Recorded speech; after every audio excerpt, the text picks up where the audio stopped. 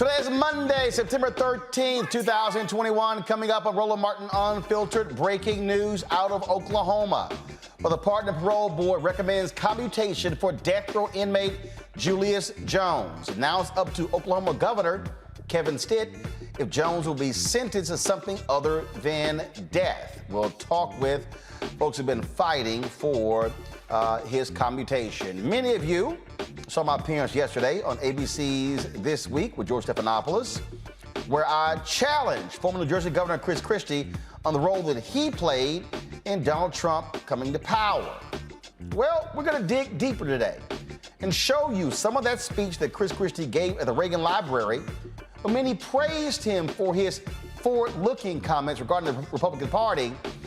But no, I'm not done with Christie, and why he and others need to apologize and be held accountable for their actions in supporting Donald Trump for the past 4 years. We'll also talk on the show with former Congressman Joe Walsh, a former Donald Trump supporter, acolyte, who now says every Republican who supported Trump should be apologizing for what they did. You do not want to miss this Chris Christie deconstruction.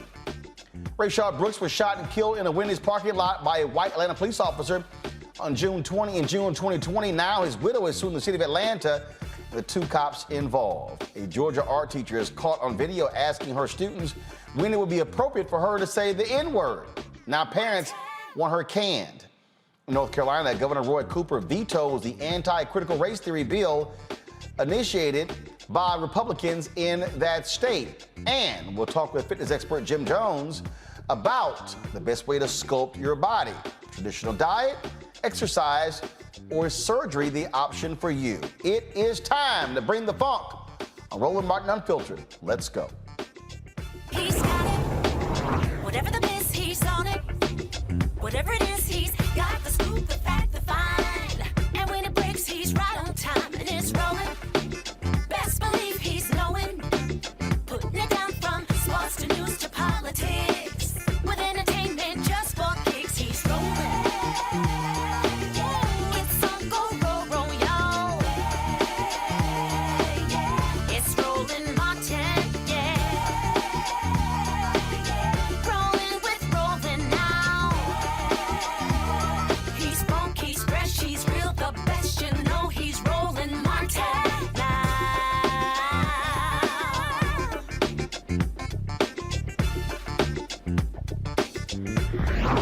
Martin. Breaking news out of Oklahoma, where the death penalty case with Julius Jones is now in the hands of Governor Kevin Stitt. Today, the Oklahoma Pardon and Paroles Board recommended Jones' sentence be commuted. The board voted 3-1, with the fifth member recusing himself in favor of Jones' commutation. This is a story that has gotten lots of attention over the last several weeks as he was nearing an execution date. Joining us now is Reverend C.C. Jones Davis, Justice for Julius campaign director, and Julius' sister Antoinette. Glad to have both of you on the show. First and foremost, y'all were there in the room. Take us through exactly what happened as the board discussed this. How long were they there? How much time was actually spent discussing this commutation? So it started with the Howe family, and every party had up to 20 minutes. And then after the 20 minutes was up, then the Pardon and Parole Board would ask questions. And so there was no time limit on the questions asked. So after the Howe family, then the state presented their case for 20 minutes. And then after the state presented their case, there were a few questions asked by the Pardon and Parole Board. And then there was Julius's defense team. And after that, there were questions asked. And then after that, they took a 15-minute break. And then they came back and they brought down the rules of how things were going to go, how the victim's family, after the votes were counted, then the victim's family would leave first, and then we would leave second. Excuse me, the Pardon and Parole Board would leave first, and then the family would leave, and then Julius's defense team and members would leave. So after that, I will say, after they voted 3-1, it still hadn't clicked in my mind. And so the very first thing that I thought was, I need to pray for their family, because they had to go back all the way over this. They had to go back and present their case, they had it was rehashed for them. So I know it was very hurtful. Yeah. So us getting that win, it was still like I still felt pain in that room. So this was a statement from the chair of the board, Adam Luck. I believe in death penalty cases, there should be no doubt, and put simply, I have doubts in this case. I cannot ignore those doubts, especially when the stakes are life and death. Now, Julius has maintained his innocence after he was convicted of killing insurance executive Paul Howell in his driveway more than 20 years ago. So now explain to folks what this vote means. First of all, when you say a commutation, does that mean that that Julius can be sentenced to something other than death? Does it mean that Julius is going to be freed? Does it mean that this leads to another trial? So exactly what does this commutation actually mean? Yeah, great question. So commutation simply means it changes your sentence from one sentence to another. And so, of course, we were asking for a commutation of time served. The board today voted to recommend life with the possibility of parole, which I believe Julius is already eligible for. And so that's still good news for us. It's still good news for Julius. And so what happens next is that this recommendation goes to Governor Stitt's desk. And there's not, as far as I know, there's not a set amount of time time frame for him to respond to this or sign off on this. But now he deliberates over the issues in the case, takes the recommendation of, hopefully takes the recommendation of his board and commutes Julius's sentence. But so this is, I guess, where it's confusing. So if you have the chair who says he has doubts in this case, okay, what did he have doubts about? Doubts as to whether Julius should be sentenced to death, or doubts as to whether Julius is actually guilty? Yeah, he had doubts about whether Julius was actually guilty. I don't think you could have sat in that room today and heard Julius's defense go through every detail of the case, of the issues, and not come away with doubts about Julius's innocence, Julius's guilt. And so I think they came to a conclusion in their own minds and hearts today, the same conclusion that the supporters we've had for quite a while now, as we've been fighting for Julius's life, that Julius Jones has been on death row for 22 years for a crime that Julius Jones did not commit. And I think his defense made that perfectly clear in that room today. And I understand that Mr. Luck had to put out a diplomatic statement, but anybody with eyes to see and ears to hear could have heard today that Julius is an innocent person. Now, the family did speak, the Howell family. One of the folks who spoke was the sister, Megan Toby, and she said, quote, "I know beyond a doubt Julius Jones murdered my brother." The governor does not have to follow the parole board's recommendation. He can follow it. He can amend it. He could, or he could simply ignore it. And so explain to the audience what's next. What's the next step? Is it waiting to see what the governor does? Yeah, the next step is to, turn our attention towards the governor's office and to try to talk to the governor's folks, if they will allow us, about why this case has been so important to us, why we feel like he should take the recommendation of his board. One of the things that the governor said when Julius's case was really starting to make national news was that he was listening to the people, and that he was going to deeply consider the recommendation of his board, and he was not going to act without the recommendation of his board. And so I have to trust that Governor Stitt is going to do what he said he was going to do, which was listen to the people and take the recommendation of his board. Listen, Oklahoma is a hard state, particularly when we're talking about an issue like the death penalty, when we're talking about issues of criminal justice reform in any way, right? It's a challenging state. But I am just believing that that we've come this far by faith, and we're gonna go the rest of the way. And so, and obviously there's been so much attention that has been around this particular case. Did y'all get a chance to actually talk to Julius today, and what did he say? How does he feel? So I talked to him this morning at 7. He called at 7:01. The first thing he said was, "Are y'all ready?" And I said, "We're ready, bro. We're ready. We're ready for you to come home." He said, "I'm ready to come home." I've been waiting on his call. Just giving thanks to God for us coming this far, because they could have executed him 22 years ago. Yeah. But God. But I'm waiting to hear his voice. I'm waiting to hear his reaction. I'm thankful that one of his other lawyers was actually down there and able to talk to him after the ruling. So I'm just waiting to hear his voice and what he has to say. Well, we certainly will continue to watch this case to see what the decision is. And you say that there's no timetable on the governor's decision, so he could decide in a matter of days, or he could literally sit on this for months. Right. Absolutely. Absolutely, he could. And so we're hoping that he decides quickly. You know, time is of essence. This man has spent 22 years in prison for a crime that he did not commit, and so it's time for him to come home. It's time for us to expedite this, get the man home, and let's all move on. All right, then. Well, we certainly appreciate both of you joining us to give us this information. Reverend CeEK Jones Davis, thanks a lot, as well as Antoinette Jones. Thanks a lot. Thank you for having us. All right, I want to bring in my panel right now to further talk about this.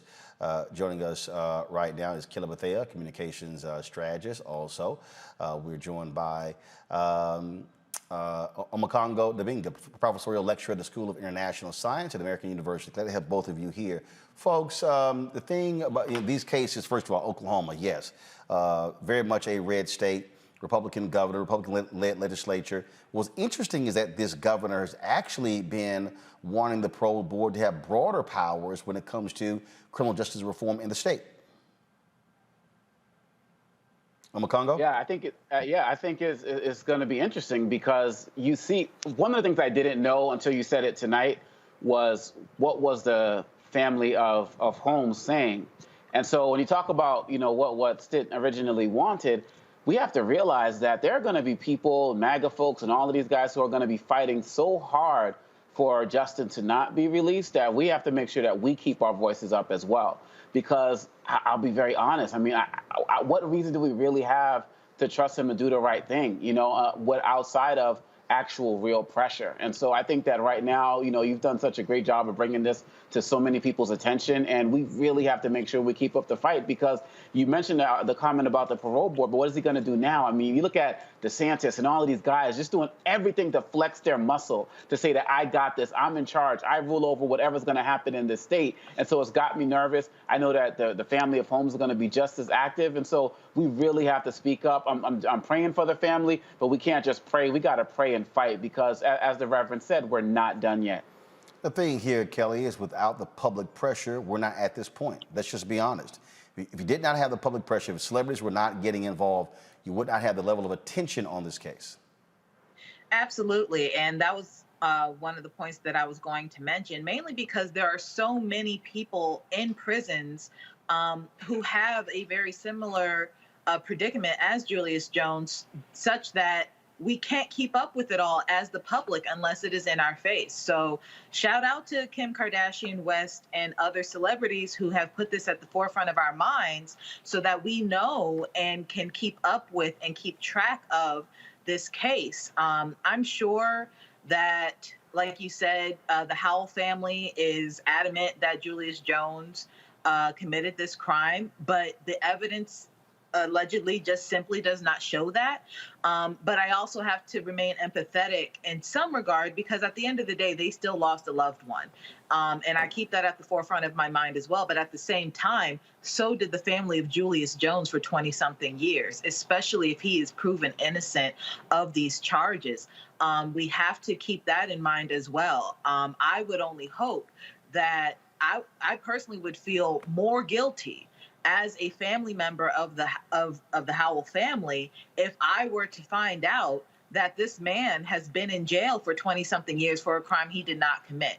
So I would, even though, yes, this is painful, I would also keep an open mind in that it's very possible that he did not commit this crime. No one checked out his alibi. There's a lot of racial bias in Oklahoma. There are factors at play that simply go outside of the black and white facts of this case, being the murder itself. So to the Howell family, keep an open mind and make sure that you're on the right side of history when it comes to this matter. Again, there is a victim at play, but there are two victims at play here. So just, again, keep that in mind. All right, then. So again, folks, we will stay on top of this story and certainly keep you abreast of what actually happens. All right, let's go to our next story. Yesterday, I was on ABC Networks this week with George Stephanopoulos, where we talked about a range of subjects, including a speech that Governor Chris Christie, former New Jersey Governor Chris Christie, gave last week at the Reagan Library. This particular speech has been lauded by a number of people because he talked about a path forward for Republicans and what they should be doing and what they should be doing when it comes to dealing with the conspiracy theorists and things along those lines. And so before I play the clip from the show, I think it's important to, first of all, lay out what he actually said, and then we'll get to exactly the exchange he and I had on ABC this week that's been burning up social media for the past 36 plus hours. And so the speech took place at the Reagan Library. This is where a lot of conservatives go in order to sort of plant their flag, to stand in the glow or bask in the glow of Ronald Reagan, the aura of Ronald Reagan, of course, the Republican hero to so many people. And many believe that Chris Christie is planning to run for president in 2024. Donald Trump has already made it clear that he is also going to be running in 2024 as well. And so let's deal with this here. And so he lays out this vision of where they're going. And so he talks in the speech about the Republicans falling into quicksand. So listen to this. As Republicans, we need to free ourselves from the quicksand of endless grievances. We need to turn our attention to the future and stop wallowing in the past. We need to face the realities of the 2020 election and learn, not hide from them. We need to discredit the extremists in our midst the way we've done it before, and we'll discuss that a little bit more in a moment. We need to renounce the conspiracy theorists and the truth deniers, the ones who know better and the ones who are just plain nuts.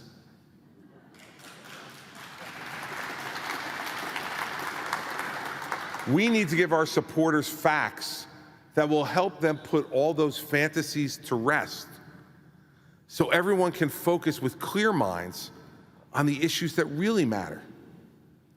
We need to quit wasting our time, our energy, and our credibility on claims that won't ever convince anyone of anything. We need to learn to win, both as Republicans and Americans again. Now, the only way to push back against policies we know are wrong is to focus on alternatives that the American people will see are right. Nothing else is going to win Congress back for Republicans in 2022 or the White House in 2024. Enough with the wishful thinking and the self-delusion. We are also so long and overdue to stop wallowing in the past. We need to be the party that embraces the truth, even when it's painful and unacceptable. grievances, and conspiracy theories always die hard. But they can only live in the darkness. Their days are numbered once the light of truth shines down on them. Now, it is clear Chris Christie is talking about Donald Trump. But you notice nowhere in there he actually names Donald Trump. He's laying out all of these things that Donald Trump has literally created in the last several years. 2011, the birther drama, that racist crap, him launching in 2015, then of course running in 2016, winning, and then 4 years in the Oval Office. And so Christie, of course, who ran it in 2016 and who Trump trashed left and right, then says, here are the changes that we must be dealing with within our party. Truth is, I see it, and I let the chips fall where they may. We need to talk about issues that are uncomfortable, but scream out for leaders to take them on. We need to go places we rarely go, to see people we rarely see, to bring our ideas to new voters who are thirsting to be inspired. In short, we want to change the Republican Party. We need to be unafraid. Our party should once again be for telling our fellow citizens the hard truths. Because you see, the Democrats will not be defeated without sound alternatives to their flawed ideas. Let me make this clear. Hating the other side is not enough. Calling them wrong is not enough. Calling them names is immature and it's ineffective. Ah, Christie, sounding like the reasonable Republican that we've always had in the past. And then he says, this is our vision as a party moving forward. But our party itself is in peril now, and we need to look to pave our path forward. The best way to combat extremism, then, is still the best way to combat extremism now. Bad ideas are still bad ideas. They have to be confronted directly with clarity, with confidence, and a commitment to who we are, just like Buckley and Reagan did 60 years ago. And what about that media narrative? Well, here is the ABC News contributor talking about controlling that. We have to push back against the mainstream media. And we need our own persuasive messengers with the credibility to call out the falsehoods and the biases of the corporate media. We have a winning message, everybody, but sometimes we're just not being heard. And there's only one way we can credibly tell it like it is, making sure we also push back against the lies in our own party that have been wrecking our credibility. The elite media are not on our side and never will be. Believe me, I was covered by the New York Times and the Philadelphia Inquirer at the same time. I know what I'm talking about. Only if we tell the truth about everything, though, will our critique about the liberal media's bias be believed by the voters. If you don't lie about one thing but say, but believe me about this, you're not going to be believed. We need to be the party that questions and takes on the New York, Washington media power structure. We need to stand up for the American people who are working for a living every day, instead of those who just want to continue to dole out money in order to maintain power. Only if we tell the truth about everything. Y'all saw how he slid in there, that whole comment about the mainstream media. They'll never listen to us and we're not there enough. You do know the highest ranking cable network is Fox News. Chris Christie is literally being paid by Disney ABC. He's on ABC This Week every single week. It's a little hard to say we must tell the truth at all times, which brings us to yesterday. See, Christie gives this speech because Christie thought he was going to be lauded and praised for his tone, for the balance, addressing Trump without naming him, and addressing the critics and the things that they do. And That's what he thought. So yesterday, George Stephanopoulos brought up the speech. And then he raised the point, which then led to Christie answering. Then I got my opportunity to weigh in. Chris Christie, he was referring, of course, to former President Trump, also went to a police station in New York yesterday, complained again about the rigged election. You gave a major speech at the Reagan Library this week where you said it was time to face the realities of the 2020 election, renounce the conspiracy theorists and the truth deniers. So you're on a collision course with former President Trump. No, I'm on a course to try to make sure that my party remains rather relevant in the political conversation in this country. Maybe it becomes. Aren't majority? You're seeing more and more Republicans are now saying they're buying in to the conspiracy theorists. In the end, I do think that it's moving in the other direction. I think it'll continue to move in the other direction. And what that speech was all about was to repeat what I said with you on election night.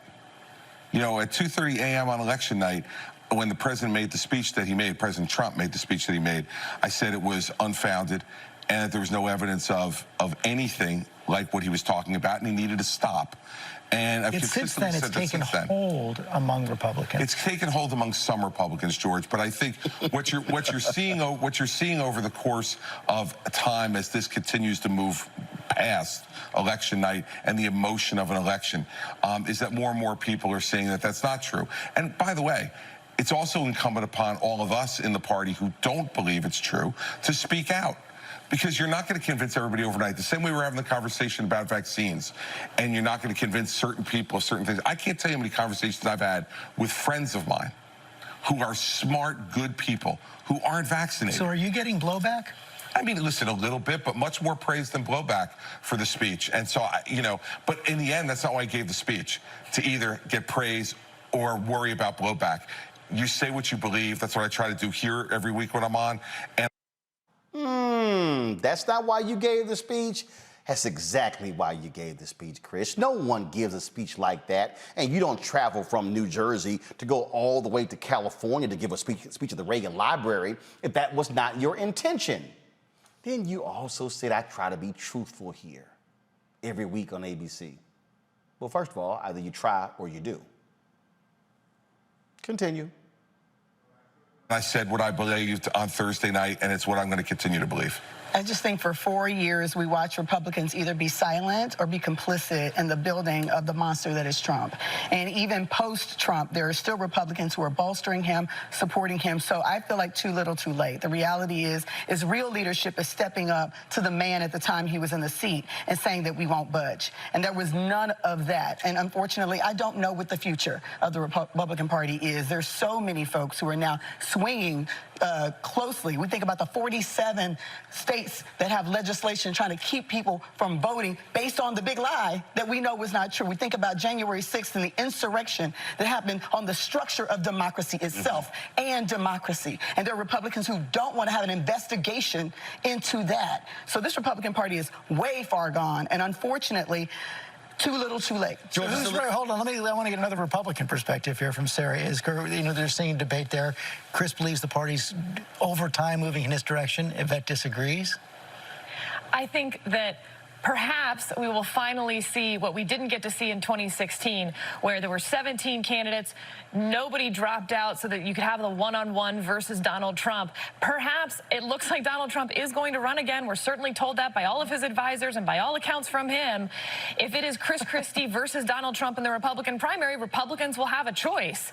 And certainly Donald Trump is in some ways at his weakest that he's been since he left the White House, and in other ways, certainly what he has said and Trumpism has picked up within the party. It will be up to Governor Christie to make the case that there is somewhere else to go. But I do think if Trump runs, he may be alone in that lane, and that could be helpful. I'm sorry. Republican Party, they made their choice. Yes. And I appreciate the speech, Governor, but the reality is this.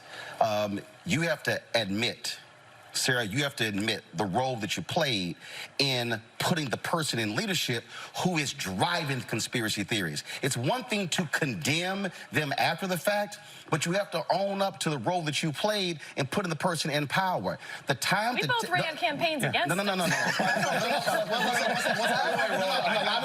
finish. First off, I don't have to admit, First off, I don't have to admit anything to you. Can I finish? First off, I don't have to admit to you. And second, I ran against Donald Trump in 2016. You also coached him for the debate, sir. You ran against, here's the deal, you ran against him. But when a person has principles, morals, and values, they do not support them even if you lose. Right. And what they say is, I choose patriotism and the country over party and power. And the problem was too many Republicans chose power in riding with Donald Trump as opposed to patriotism and America. I'll sleep fine tonight with you judging my morals. Well, guess what? As a voter, as a voter who has 13 nieces and nephews, what I also want to see in America are Republicans and Democrats who have the guts to stand up to narcissists, to folks who lie, to folks who sit here and lead a country in the wrong direction. And what that man has unleashed on this country, any Republican who stood with him has to own it and accept the role that they played. Yeah, well, that's fine. I'll accept the role that I played in the 2016 election running against him, and I'll accept the role... Let him finish his point now. Let him finish his point. And I'll accept the role that I played in my belief that Hillary Clinton was not the right person to be president. We all get to make choices, Roland, in this democracy. I made my choice. I'm on record of my choice, and I'm not walking away from my choice. But it does not preclude me from being able to be critical when the person that I did support does things that I am against. And so this false choice that you're trying to set up, That's not false. It's a false choice, and one that the American people are not going to buy either. Roland, let me just press one other point.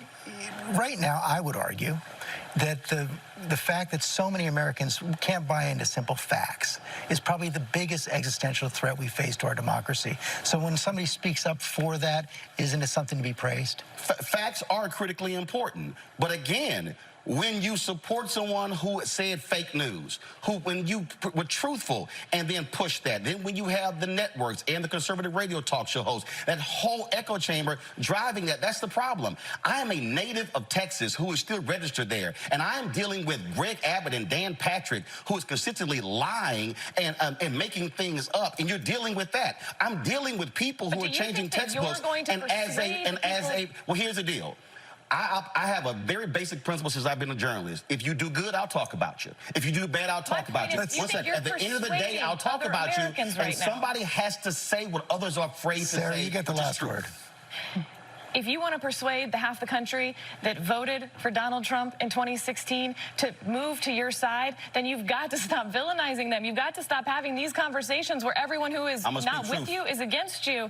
And when someone says that Donald Trump did something wrong, you may want to consider praising that and trying to use that to persuade the people who are not going to be persuaded by what that is going to have to be the last word. This debate could obviously continue. I'm sure it will. Oh, since my good friend George Stephanopoulos said it's got to be the last word, out of time, I got time. See, here's the thing that y'all have to understand. When Sarah says you should be praising them, hell no. I'm not going to praise somebody who is unwilling to admit what their involvement. I'm not going to praise somebody who is trying to pull the wool over somebody's face because they don't want to speak truth. Chris Christie sat there and talked about the role I played in 2016, but what he would not deal with, the fact that he helped Donald Trump in the debates against Vice President Joe Biden in 2020. Here is a photo of a tweet that Chris Christie sent out where he talked about voting for Donald Trump in 2020. This wasn't 2016. This is the tweet. Two things to say this afternoon. First, I have now voted, and I voted for President Trump. Second, no matter where you are in public, please remember to wear your mask. This is the same man. He voted for a man who refused to tell people to wear masks at the White House, which led to Chris Christie getting COVID, which led to him being hospitalized. We talk about leadership, and you voted for a man who said, no, I'm not wearing a mask, would tell folks to take their mask off. You voted for a man who trashed people, who dogged people, and then led that insurrection. Yes, he led the insurrection on January 6th, and you still cape for him? See, Chris wants us to forget those things. Sarah wants us to forget. See, we didn't play the part when I talked about when George brought up domestic terrorism. And I said white domestic terrorism, and I called out the Trump DOJ because when Sarah's boss, Jeff Sessions, was Attorney General, they pulled back on the resources to fight white domestic terrorism and shifted the money over to fighting Muslims and terrorism. Oh, excuse me if I've got CVS-sized receipts here. See, what I need y'all to understand, there's a game being played.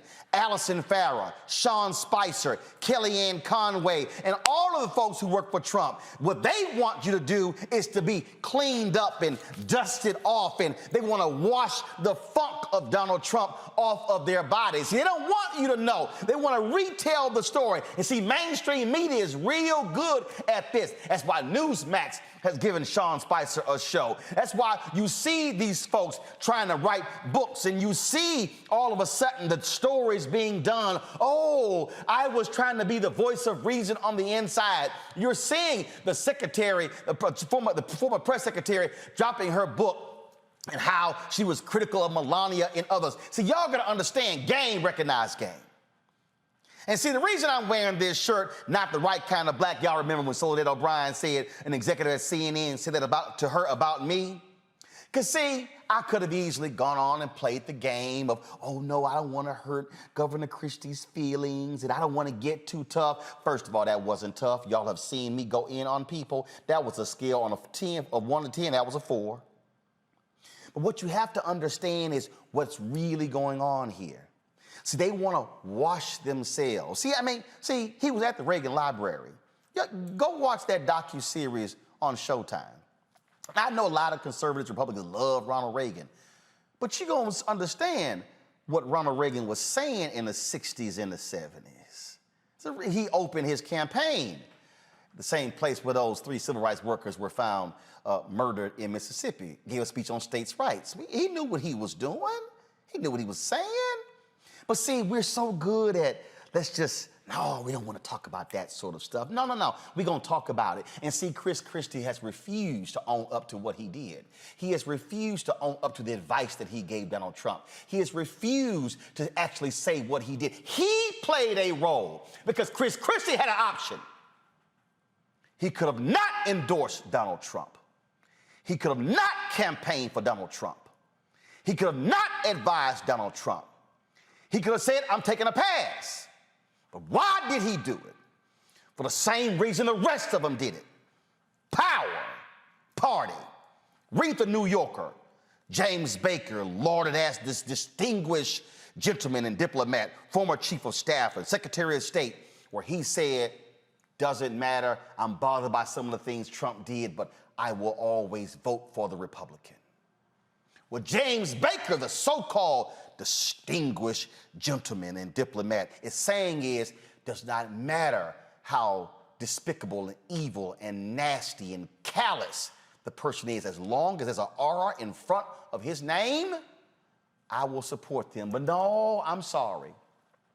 When your mama and daddy has taught you values and principles and morals, you say, I can't stand with you if you simply violate those principles. And that, folks, is Chris Christie.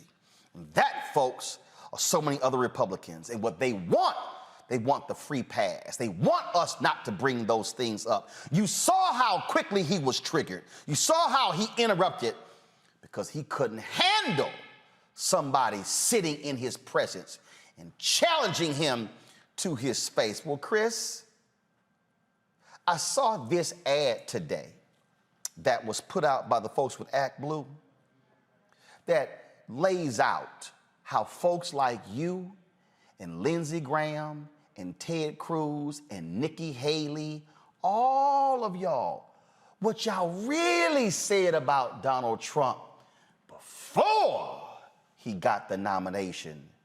And if y'all want to see some hypocrites, watch this. I want to talk to the Trump supporters for a minute. I don't know who you are, and I don't know why you like this guy. Whatever he does, he accuses everyone else of doing. The man cannot tell the truth, but he combines it with being a narcissist.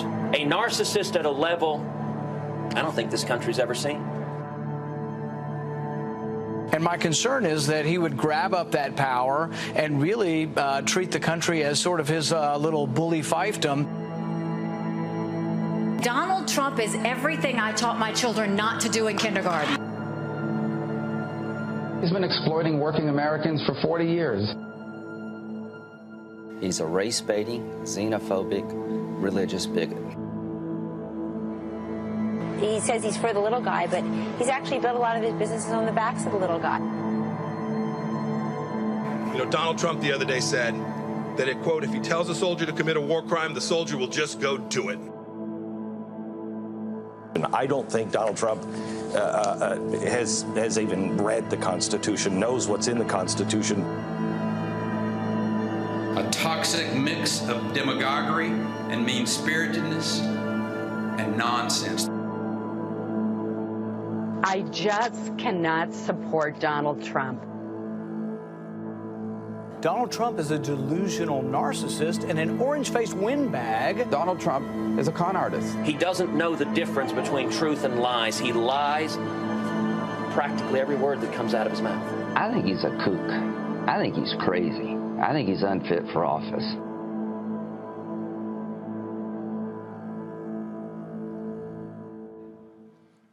Nikki Haley went to work for him as his ambassador to the United Nations, and she is sucked up to him. Who's carried more of his water in the U.S. Senate? Lindsey Graham, Ted Cruz, Marco Rubio, and Rand Paul. Folks, there are so many other videos out there,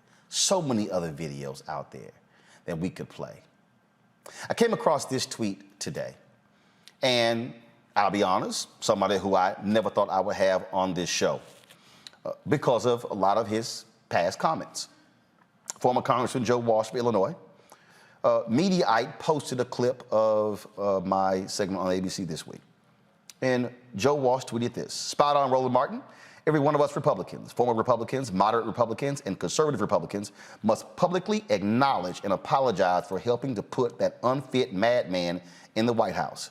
Every single one of us. Chris Christie, and most never will. Joining us right now on Roland Martin Unfiltered and the Black Star Network is former Congressman Joe Walsh. Congressman, glad to have you on the show. You were, if I had a camera on you while I was going through all of that, you were putting your head down, you were nodding, you had this sort of state of disbelief as you listened to Chris Christie give that speech, and then saw that exchange between the two of us on ABC. Hey, Roland, I am so, by the way, it's an honor to be with you. I am so freaking pissed off right now, but I want to start by saying thank you. I mean it, man. Thank you for what you did yesterday on ABC, calling out Chris Christie. My God, Roland, all of them know who Donald Trump is, and none of them have said anything. I'm listening to Christie at the Reagan Library. It's infuriating. We need to do this. We need to do that. What they need to do is call out him by name. But Roland, you know, and you said it beautifully, none of them will, because if you do, you end up like this former congressman. You're done in the Republican Party. If you call out Trump by name and say he's an unfit madman, then you're done in conservative talk radio like I was. And Chris Christie, what a bunch of bullshit. What a bunch of cowardly bullshit. He can't even, and Roland, you did a great job, because Christie kept going back to 2016 yesterday. Oh, I ran against him in 2016. For 4 years, he sucked Donald Trump's feet. He tried to help him get reelected in 2020. Look, Roland, I screwed up. I voted for Trump in 2016.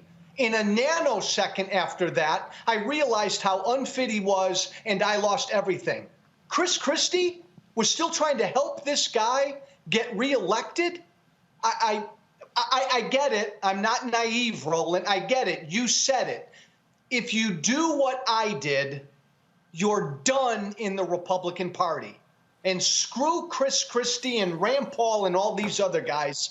because they've sold their soul. I'm sorry. And that right there is the biggest thing for me, because, you know, they love talking about integrity and honor and principles and valor and value. They love touting their Christianity and their faith. And they stood with a faithless ghoul, a man who has no bottom, a man who will throw anybody under the bus. Chris Christie kissed his ass after losing, endorsed him. Trump put him in charge of his transition team. What happened? His son-in-law, Jared, I don't want him. Trump dumped him because Christie prosecuted Jared's daddy. After trashing this man, Trump would talk about the man's weight in public and how he would just do whatever and would just kiss his butt. Christie's still going back, still going back, still going back, still going back. Hell, he caught COVID by kissing his butt by being at the Amy Coney Barrett super spreader event at the White House, the same one where Bishop Harry Jackson was, the same guy who preached in the Oval Office on Easter Sunday and died a few months later of COVID, and Trump never even mentioned the man's name, never even sent a tweet out. And these folks, see, I would just rather Lindsey Graham and Rand Paul and Ted Cruz and Christie and the rest of them just come out and say, hey, I'm here to kiss his ass because I want to get paid. I want to have power. I want to have proximity to power. That's why I'm doing it. But don't sit here and act as if we don't know what the hell's going on. Hey, Roland, when I was in Congress, I was the poorest member of Congress. If I had $1 for every time a Republican member of Congress over the last 3 years told me privately how bad, awful, god-awful bad Donald Trump was, I'd be a wealthy guy. But you nailed it, my friend. They all told me that privately. Chris Christie has the nerve to say the Republican Party has to tell the truth without calling out the biggest liar this country has ever had. Roland, as far as I'm concerned, if you're a Republican and you can't call out him by name, Donald Trump, and we've got to get rid of him or this party will never grow, then I don't even listen to you anymore. Right, and that's that point you just made there when you talk about what they say privately. Look, yeah. I can tell you, I know of people who overheard conversations that Rudy Giuliani and Lindsey Graham have had, who were sitting right there, and they were ridiculing him. They were making fun of him. They know he's stupid. They know he can't read. They know he's an ignoramus, but they know, oh, he had the power, boom, we're gonna suck up to him. That's the only reason. And Roland, they know he's bad for the Republican Party. More importantly, they know deep down he's bad for this country. My God, some of them have told me privately what I've said publicly about Trump. He's a treasonous guy. He's disloyal to America. Roland, they know that. My God, and they don't say it publicly. See, and that's why I had no choice but to check Chris Christie and to check Sarah. Because don't try to sit here and go, oh, let's bring us together and a vision forward, and these things are important because here's the deal. If 200,000 votes went a different way, he would be sitting in the Oval Office, and Chris Christie would be sitting there kissing his ass. Because Chris will be trying to make money for his lobbying shop or whatever he's doing, because that's what this is about. Principle. Hey, by the way, Roland, the other really great point you made yesterday is about the party. The Republican Party's done. And Christie knows that. It's Trump's party. Stick a fork in them. They're done. He's running, and if he wants to run, Roland, and I think he will, no Republican's going to challenge him. Chris, there's not going to be a choice between Trump and Christie. Give me a freaking break. Well, you've already heard Nikki Haley. You've already heard Nikki Haley say, well, if he runs, I'm not running. And here's the crazy thing. Trump has exposed how much of a fraud she is. He's like, she talks about me bad one day, and the next day she walks it back, and then she criticizes me. Even he knows she's a fraud. Hey, I respect the hell out of you because you speak your mind, even if it cost you TV gigs. I spoke my mind 3.5, 4 years ago, and it cost me everything. Lindsey Graham, Cruz, Christie, they all suck up at the altar of the king, and they're not going to change, Roland, because you nailed it. It's all about power. Right, and that's just, and we got to call it what it is, and now this whole polishing act of no, that wasn't us. We were not one of those people. No, you were, and you wanted it to continue, and that is the problem. And here's the whole deal. If you're sitting here, and then when Christie goes, well, I just believe in 2016 that Trump was better than Hillary, he knows it's a damn lie. He knows that. He knows, and see, this is where I don't want to hear any crap about the good of the country. This is where you say, because let me tell you something. I go back to Jackie Robinson. Jackie Robinson was a black Republican. Jackie Robinson supported Nixon over Kennedy. And Jackie Robinson was angry because Nixon was not doing more to speak up to try to reach African Americans. Then in 1964, when you had Senator Barry Goldwater, who ran and opposed the Civil Rights Act, it was Republican Jackie Robinson who said there is no way in hell I'm supporting that man and actively campaigned against him. And that's what you do. When you say that person is simply not good for the country, damn my party label, and I cannot support it, I've got to fight against it. That's what Jackie Robinson did. Bingo, Roland. I have stood on the public square for 3.5, 4 years, publicly apologizing to the country because I helped create Donald Trump. And I'm profoundly sorry about that. Chris Christie did too. Rand Paul did too. Every single Republican helped create that narcissistic, unfit traitor. We have to own it. And if you're a Republican and you can't own it, I don't want to hear from you. So when we talk about this whole path forward, and look, you have a number of folks in the Lincoln Project. They've got their issues with John Weaver and what he did and what they knew, and they're going through all of that. That should actually happen. Sherry Jacobus, I spent a lot of time with her on CNN, and she's talked about she's fighting cancer, but she talked about how the Trump people went after her and, yes, destroyed her life as well. And that's the thing right there. They are about destroying your life. This isn't like, okay, we disagree politically. No. They want to destroy your life. They want all your money cut off. That's the reason why Reince Priebus, Trump just slapped this man around like a little child and just abused him, fired him on the plane in a tweet, and then he had to catch a ride with somebody else. And Reince Priebus still walking behind, kissing his ass. And then now he's trying to sit here and have this recount in Wisconsin leading that. And I'm sitting here going, man, do you have any integrity? Any? Like, are you like you? That man disrespected you. Ted Cruz, the man called your wife ugly. Yeah, the man called your wife ugly.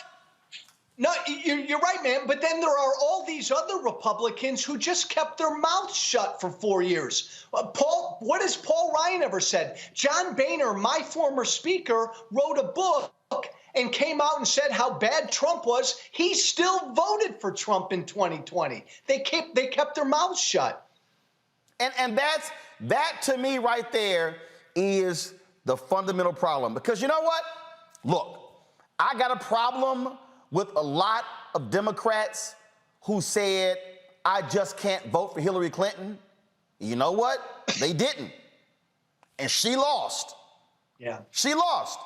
Had those Democrats who did not like her said, I got to put that aside and vote for her, I personally think they screwed up because what they didn't do was what Republicans actually did. Republicans said it's about power. But the issue for me was this here.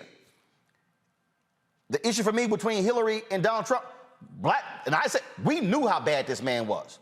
We knew how pathetic this man was. Black women absolutely knew how awful this man was. And I said, if the country listened to black folks and not voted for Donald Trump, we would never gotten those 4 years. But what this man has unleashed in that to me, Joe, is why I was even more offended. I'm looking at Chris Christie going, how dare you stand there and talk about the conspiracy theorists and how we can't listen to him when you supported him and the man was throwing out conspiracy theories the day he walked into the Oval Office. That wasn't brand new because he lost to Biden. Christie empowered that. He empowered that. I think we may have, did we lose Joe's signal? It may have frozen. Okay, y'all let me know when we get Joe back. I want to pull up Omakongo and Kelly. And that to me, Omakongo, is just, and again, I went real easy on Christie yesterday. But to sit there and go, dude, don't try to act like you all pious and now you want to look forward when you wanted this for 4 more years. Mm-hmm. Oh, absolutely. And like you said, you were like level 4 out of, we've seen the 10, you know what I'm saying? Look, it's ridiculous because one of the things we also didn't mention that just in May of this year, Christie told Sean Hannity that he would give Trump an A on his presidency. And then you all are coming off of your panel just the day after what Trump pulled during the 9/11 when he ceremonies, when he made it all about himself. Went to the police and talked about, you know, stupidity like, oh, I know we can't say back to blue anymore or whatever, and hinted about running. This man has always been about himself, and Chris Christie needs to be on the spot, put on the spot every single day. You've been talking about principles this entire time. You know, my mom, she's watching. Hey, Mom, she always talks about the importance of standing on your principles. And just like you said with those Democrats who said, yeah, I didn't like her, I'm not voting for her, these guys, Republicans, have no spine. Let's also add the fact that with Ted Cruz, that Trump accused him of being involved in the assassination of Kennedy. His dad. And so, his dad, right, his dad. And so, yes, Christie cannot get it passed. And the fact of the matter is the fact that we have this time to be able to do that when some of these other networks are only going to give it about 1.5 minutes, we need to do this every single day. And that's why I'm just glad that you're on the air making it happen. Kelly, at the end of the day, it is about being honest. Let me tell you how I roll. If I don't like your ass, I don't like you. And when I say I don't like you, I don't speak to you. We could be sitting at a table of 10 people. I'll speak to the 9 people and ignore your ass. I don't play that. So I don't know how these people can go home every single night and look themselves in the mirror and suck up to this man knowing how awful he is. I don't either. And for me, what Chris Christie did was actually what I was this is what I'm expecting more Republicans to do as the years go by, in that they are basically perpetuating this revisionist history and more or less, for lack of a better term, band-aiding the tragedy that is the Donald Trump presidency. I mean, where were these Republicans on January 6th? Where were these Republicans on June 1st of 2020 when, you know, Donald Trump literally made way for him to just stand outside of a church to hold up a Bible? No sermon, no anything, literally had people beat and tear gassed for a photo opportunity. Where were Republicans for that? Where were Republicans for October 6th of 2020 when he basically became a bioweapon and stood outside on the balcony of the White House to remove his mask after he was just hospitalized for COVID? This man is a monster. And for 4 years and counting now, they have been supporting a monster for the sake of party. And it is unfortunate that the roles weren't reversed as far as the Republicans versus the Democrats and how they treated 2020, meaning instead of Republicans saying, do not vote for this man, like Democrats said, do not vote for Hillary. Instead of doing that, they united together for the sake of party as opposed to country. And ironically, the Democrats disbanded in the name of country instead of party. So that's what I mean by the roles being reversed. But what Chris Christie did today, or, you know, last week, is really just lie by omission, meaning he is saying what, you know, we should be hearing, but he doesn't really mean it. He's just trying to save his face, you know, cover his ass for future elections, future engagements, future anything regarding the Republican Party.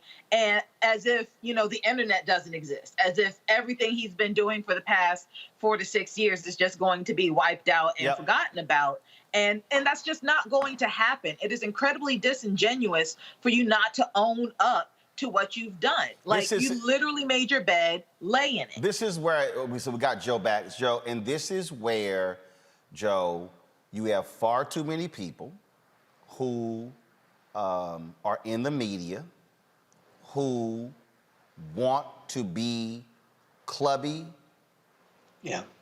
in bed with these folks, chummy with them, and they don't want to press them too hard. I mean, that's just the real deal.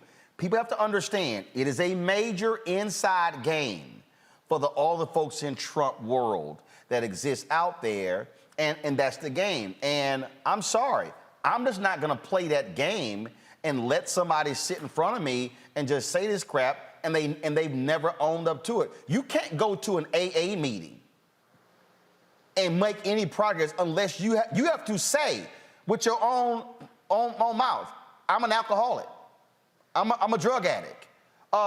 You can't look. I'm born and raised Catholic. You can't walk in confession and not say, "Forgive me, Father, for I have sinned." In fact, these same Christians are the ones who say you've got to profess with your mouth that Jesus Christ is your Lord and Savior. These folks want to say, "Oh no, I wasn't with that. I wasn't done with any of that. No, I was privately advising him against it." Yeah, but you watched it and then you said nothing. And Roland, and by the way, your guest beautifully said it. Trump is a monster. He's a treasonous monster. And please don't take what I'm about to say wrong. I almost have more respect for nuts like Matt Gaetz and Marjorie Taylor Greene, Lauren Boebert, who really believe Trump's bullshit, than I do Chris Christie. Chris Christie knows that Donald Trump is a lying, treasonous monster.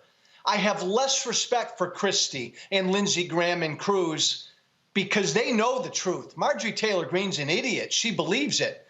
These guys know the truth about Trump, but for power, they won't call him out. Well, it is important to own up to it. I mean, you talked about that and what it has cost you, and in Republican circles, you are absolutely persona non grata. You talked about losing the radio show because your radio show was on how many stations? About a couple of hundred stations, lost them all. But you know what, Roland? Because you can't be anti-Trump in conservative talk radio. Here's the other thing, though.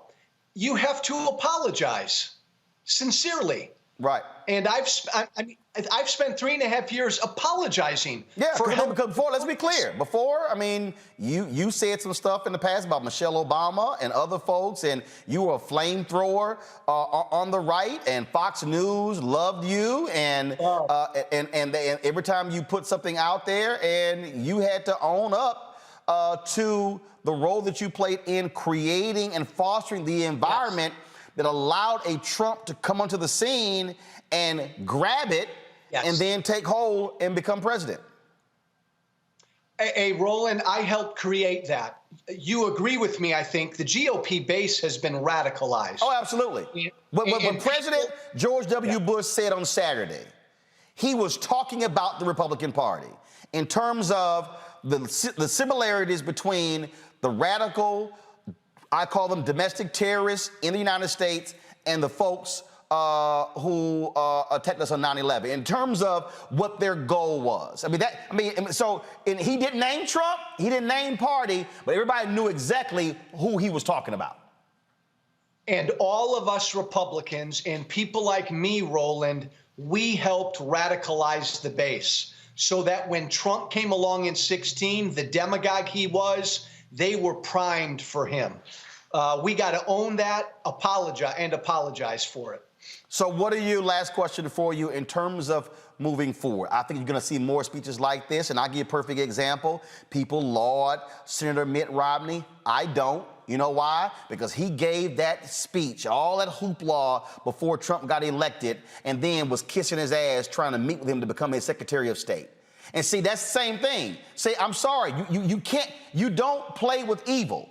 You don't play footsie with evil. I got to go to church. You can't sit here and pray to God, but then you want to kick it with the devil. I mean, you simply can't do. Lightness and dark cannot coexist at the same time. And so that, to me, is, again, the same thing. So sure, now Romney wants to say the right stuff, but even Romney has not apologized for trying to get in and play footsie with him and trying to become his Secretary of State, because that was the same thing. It was power.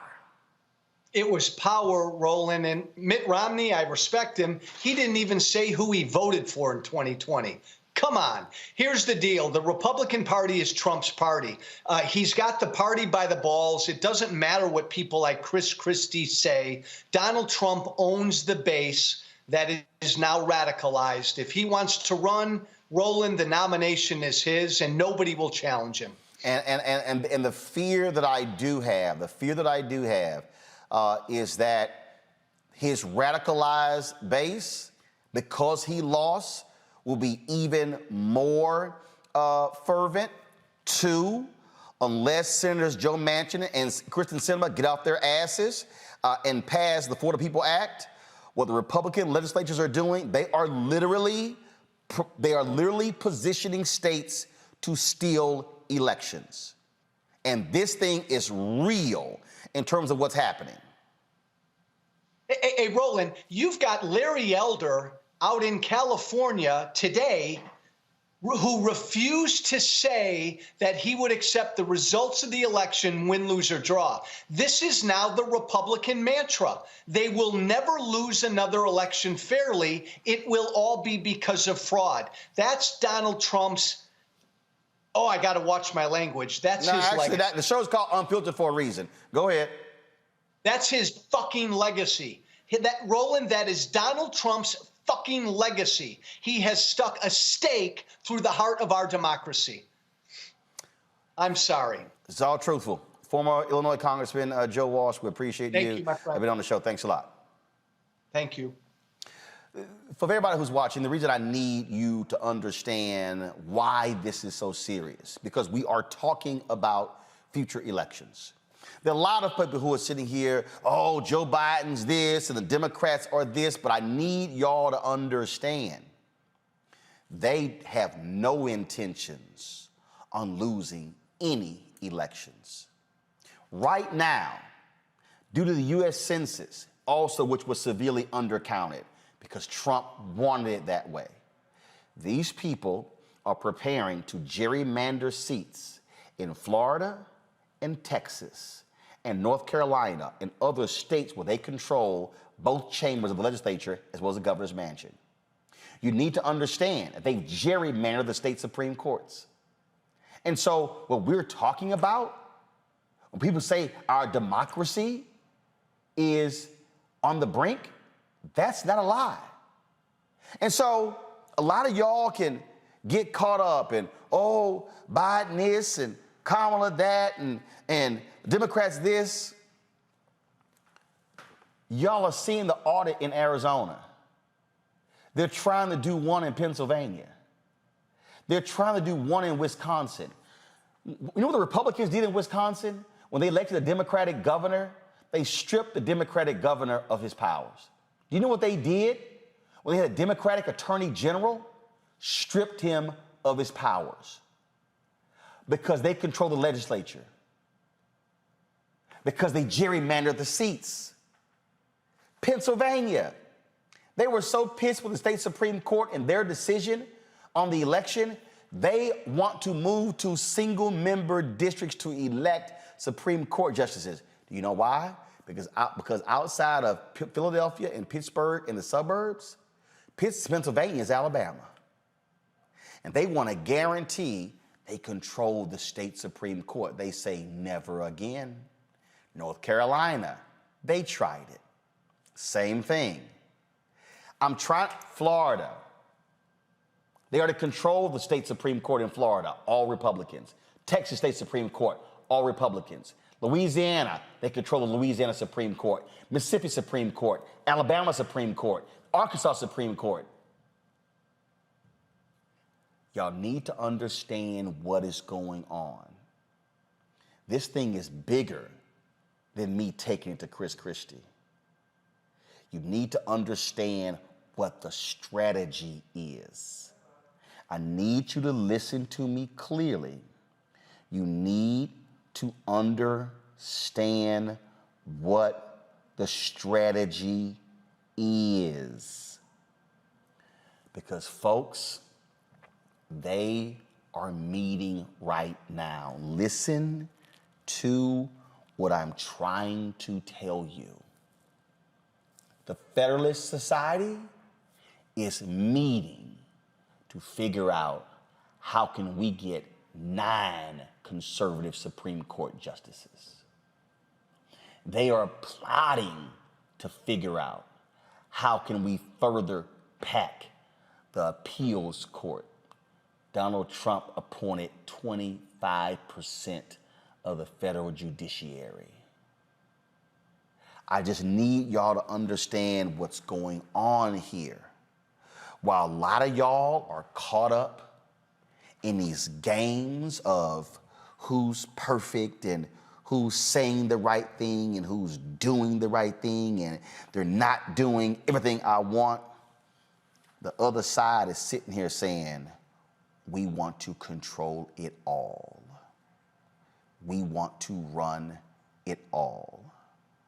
We want to put our people in place in every position, and you will have nothing to do with it. When you start saying, oh, but I want to focus on the mayor, guess what? They will start challenging laws. And if they control the federal courts, you lose in federal court.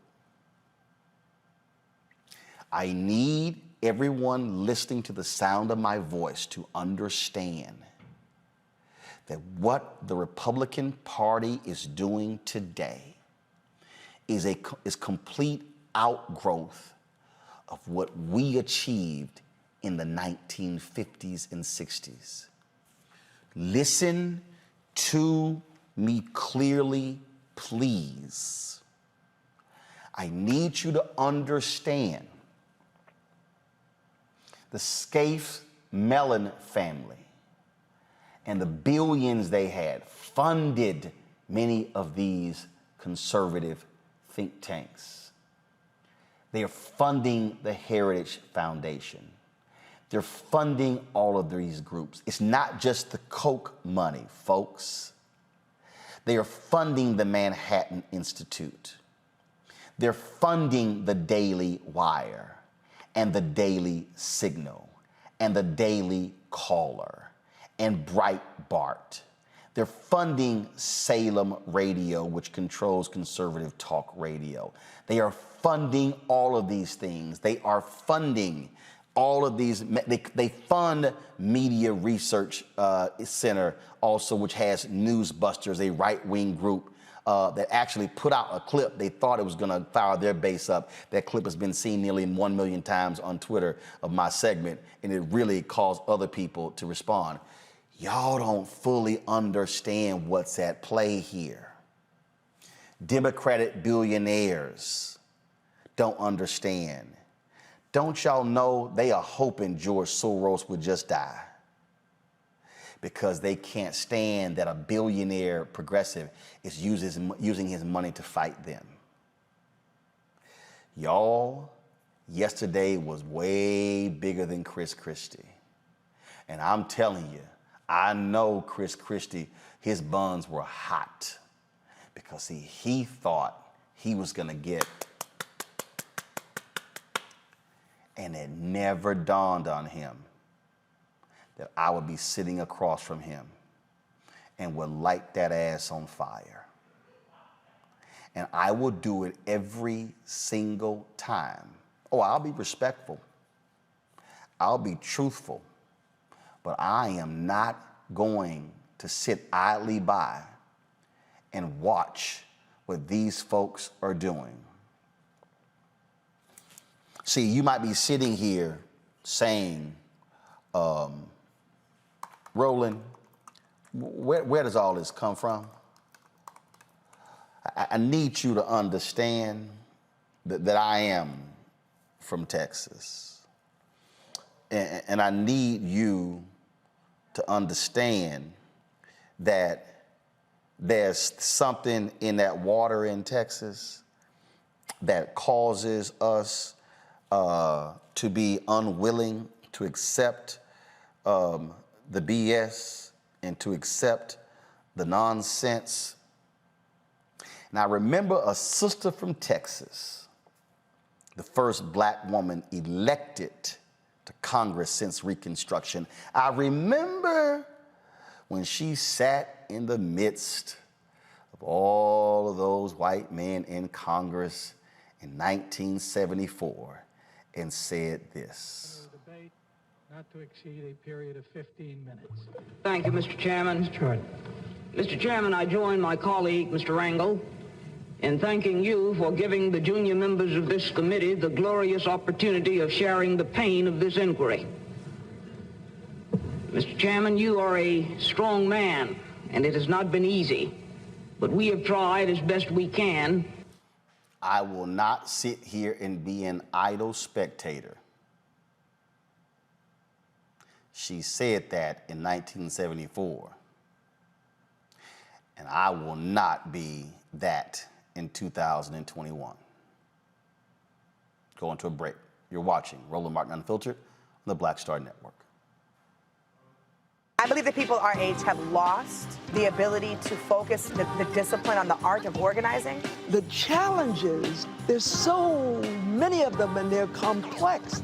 And we need to be moving to address them. But I'm able to say, watch out, Tiffany. I know this road. That is so freaking dope.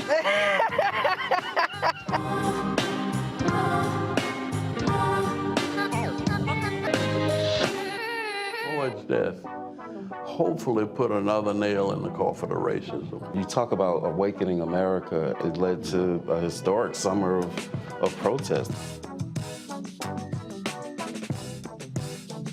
I hope our younger generation don't ever forget that nonviolence is soul force. Priceless.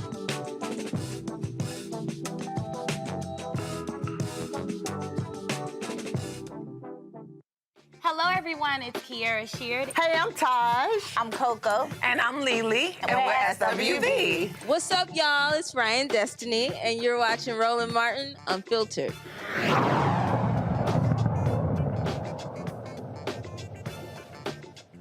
Well, folks, cringing testimony seems not to end on day 16 of the R. Kelly trial. Today, a former dancer testified that she walked in on R. Kelly performing oral sex on an underage Aaliyah.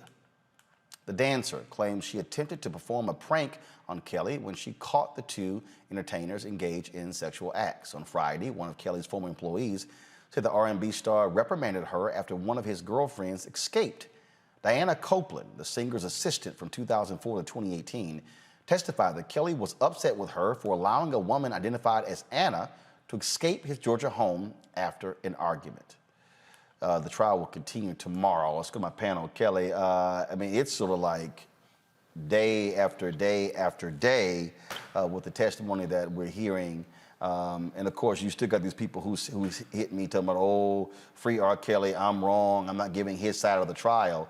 But prosecutors are it's just like a relentless number of people. And again, having a former employee testify is all about bad acts. It all has been critically important to the prosecutors' frankly, strategy. No, absolutely. My biggest issue with this trial is, frankly, how long it's taken for us to get to this moment.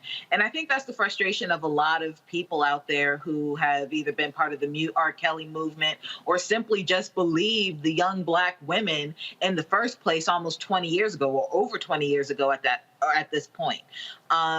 It is incredibly disheartening and really just angering to me how we still have supporters of R. Kelly right now, how we are listening to testimony, reading testimony. We have documentaries on the fact. We have sometimes coming from his own mouth that he has an attraction to, underage girls.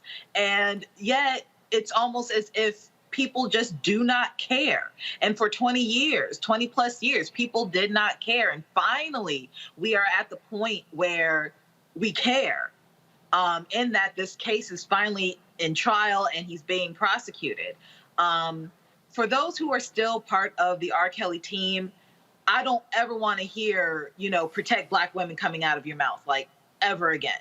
Because at this point, it's clear that not only are you a hypocrite, you're a liar, because this entire case is about protecting Black women and upholding the law in regards to Black women and Black girls. And here you are supporting a man who not only doesn't care about either category of demographic, but also would still be doing it if it were not for the people over the course of over 20 years trying to bring this man to justice. So I really hope he gets what he deserves. He needs to stay in jail. He needs to be up under the jail. If the death penalty were part of this jurisdiction, I'd say he get that too, because what he has done has been absolutely disgusting.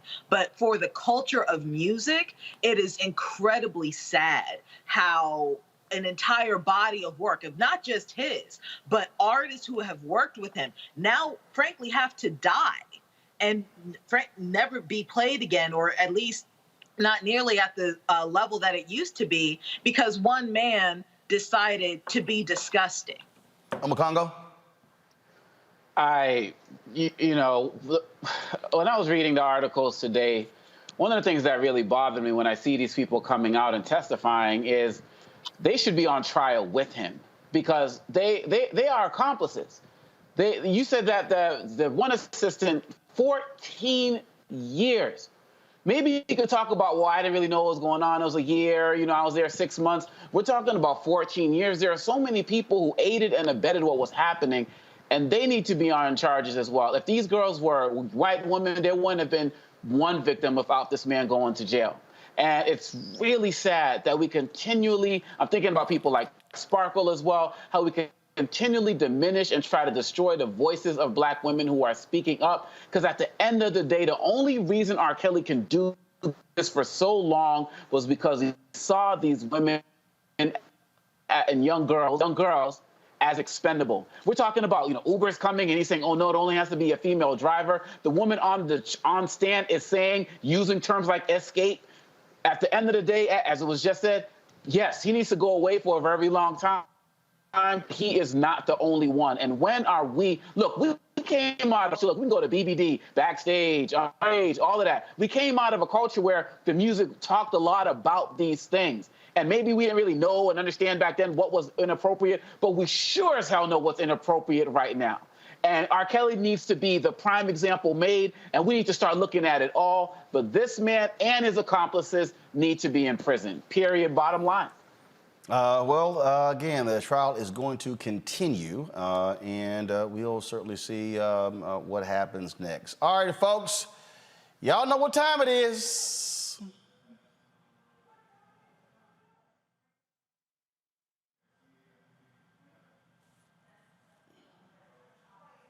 No charcoal grills are allowed. I'm white. I got you, Carl. Yeah, illegally selling water without a permit On my property. Whoa! Hey! You don't live here. I'm uncomfortable.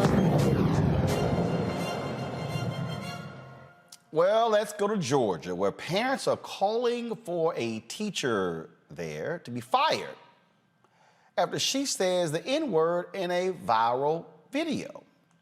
Watch this. Girl, say I date a black guy. Okay. Then I can say nigga? No. Because I got a nigga. I missed that. Play it again.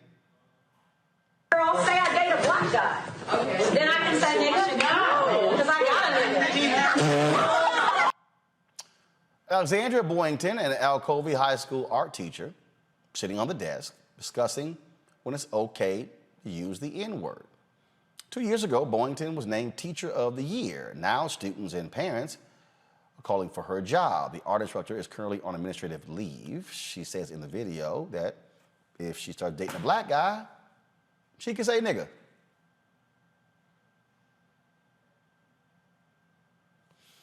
Really?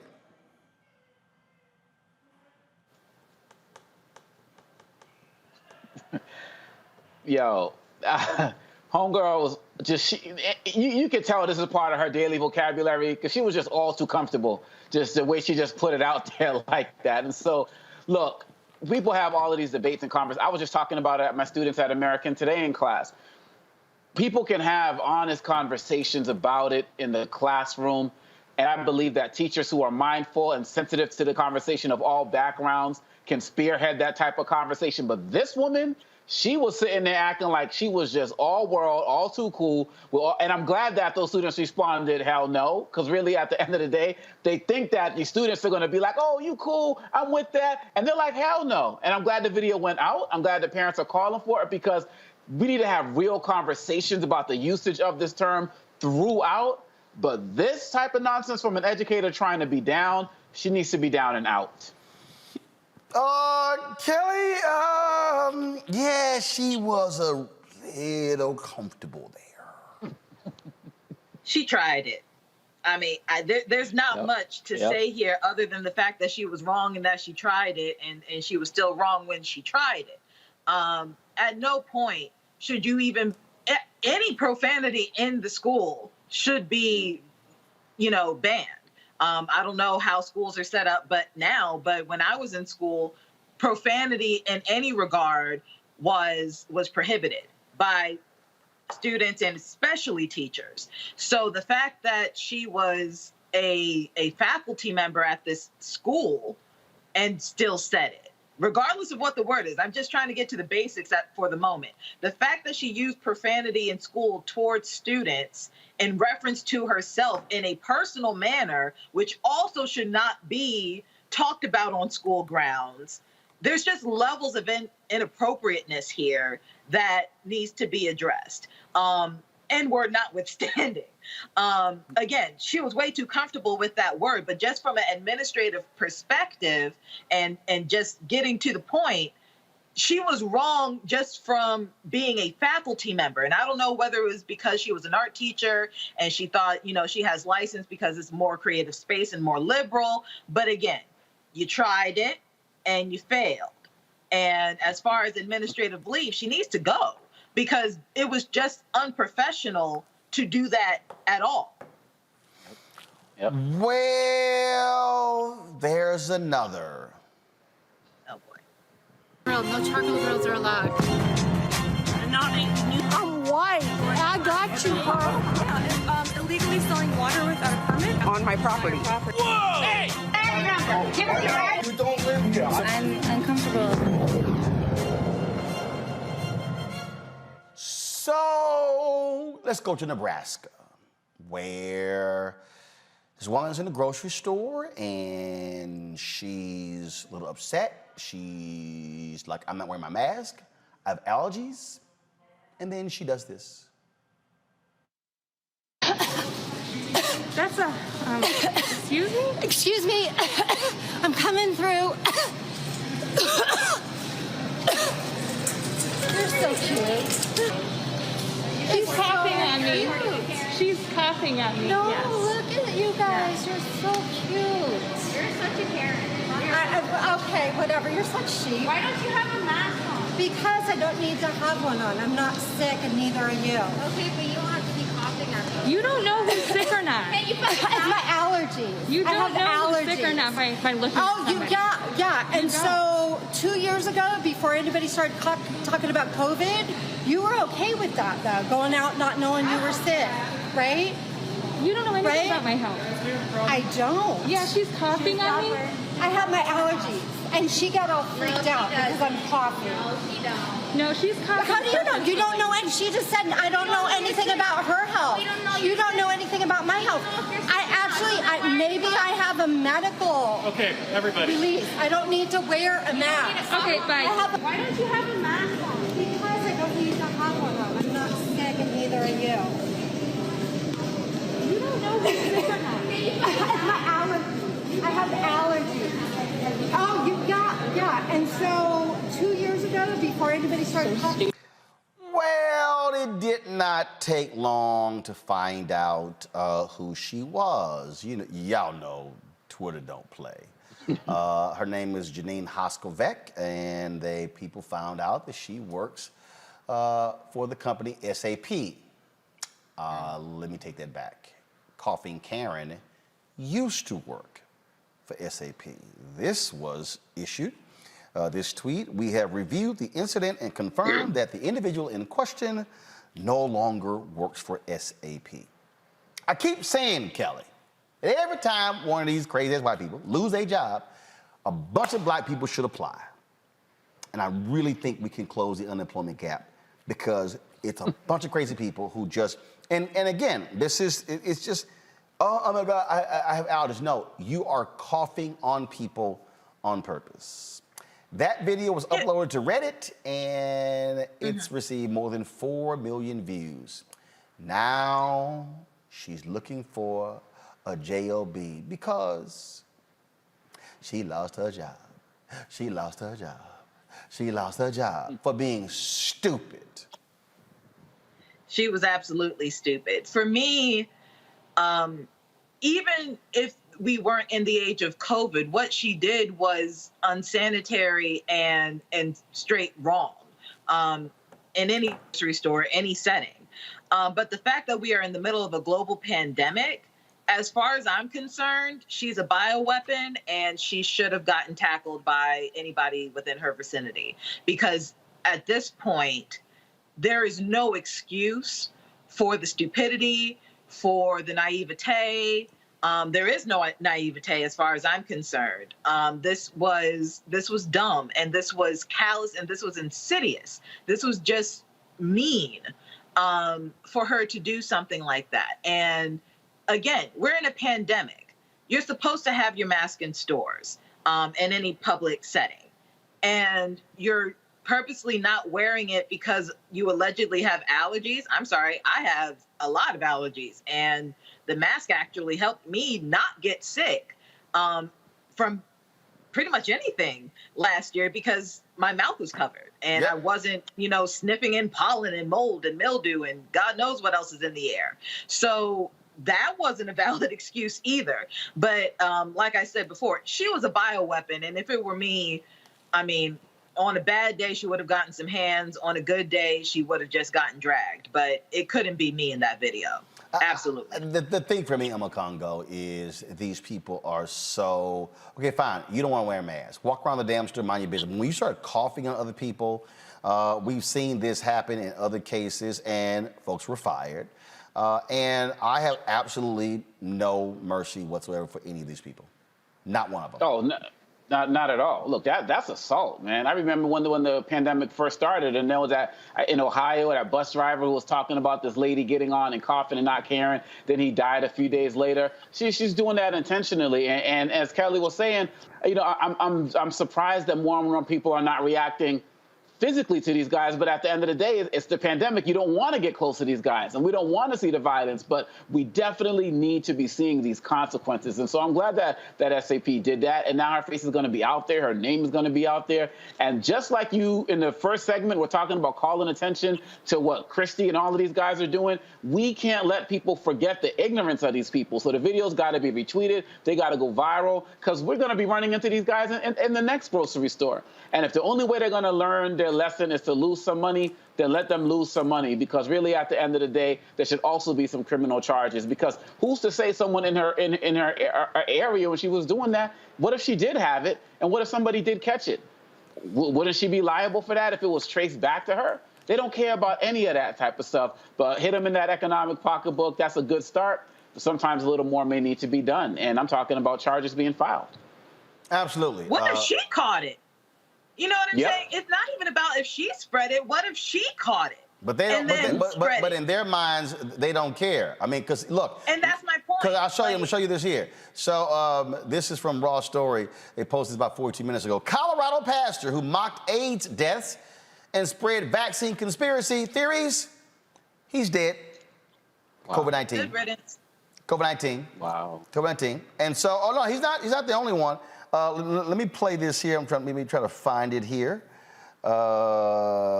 This is, again, I just want people to understand, again, these people who are putting all this COVID stuff out there, they make no sense whatsoever. There was one woman who was, same thing, she was in a store. She was in a store. She absolutely was against mask mandates. She didn't like them. She was upset. If I can find the video, man, great. So she, this woman here, was caught on video in a mask and was going through, I have a medical condition. I'm not wearing a mask. I don't care, and I have it. She's an anti-masker. She's dead. She got COVID. So to Kelly's point, you're absolutely right. These folks who, right here, QAnon conspiracy theorists, conspiracists dies from COVID-19. And Trump-loving attorney accuses hospital of medical murder. Okay. I mean, but that's where we are. And so it goes beyond, Kelly, these folks just, stay in their lane. Just the coughing on people and flouting the rules. That's why folks are going to mask mandates, because you can't trust people to do the right thing. It shouldn't have to come to this, but unfortunately we're here. It shouldn't take, the government making you be healthier to do the right thing. But I'm all for a mask mandate. I'm all for, making sure that people are getting vaccinated. I'm all for a vaccine mandate, because at this point, it's not about what's the word? It's not about you just being scared at this point. It's not vaccine hesitancy.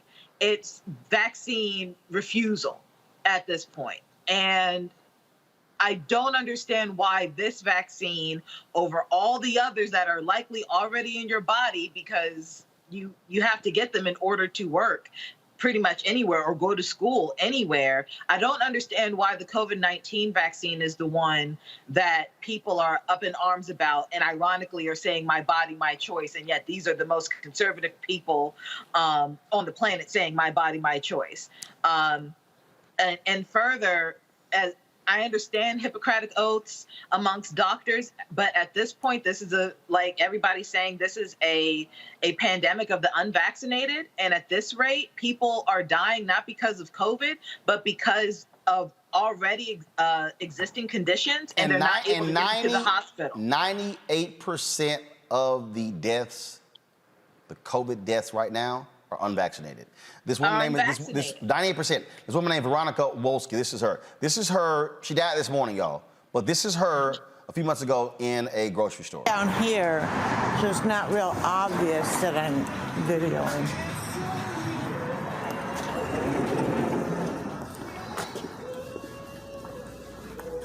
Hello. I have a face mask on, honey. And I have a medical exemption and a doctor's note. So I have, somebody sent me an email. Ma'am, I'm not helping you. I'll get the manager, please. I have a medical exemption. Down here, so it's not real obvious that First of all, you're dressed like Zorro. You play dumb games, you get dumb prizes. I'm sorry, you've got a mask over your eyes, but you don't want to wear a mask over your mouth. Congo, I'm sorry. But again, and I'm not trying to mock her, but she died this morning of COVID. It's wow. It's wow. Look, I'm picking up where Kelly was leaving off about how these ignorant folks who are out there not caring about people are making it hard for everyone else to be able to use these hospital beds. I saw a story in Alabama where a man was having cardiac arrest and tried to get into 43 different hospitals and couldn't get in, and ended up dying.